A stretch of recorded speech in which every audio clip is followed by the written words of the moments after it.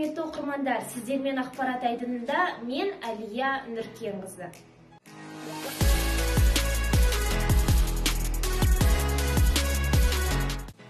Ұлытау және ұлт. Республикалық тарихи танымдық көркем әдеби журналына биыл 5 жыл толып отыр. Тасты үгітіп, мыс балқытқан өндіріс қаһармандары.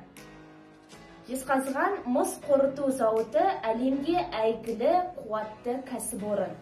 Ол кеңестік кезеңде-ақ төрткүл дүниеге танылған. Қазақстанда қазір мыс өндіретін кәсіп орын көшін бастап тұрған бұл зауыт әлемдегі алғашқы 10-дық қатарында болып саналады.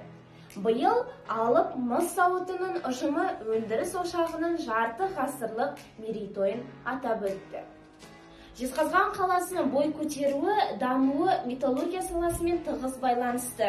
Мысты шаһардағылардың осы зауытпен тағдырдың тоғыстырмағандардан кемде кем шығар. Тіпті зауыт жұмыскерлері әрбір отбасынан табылады.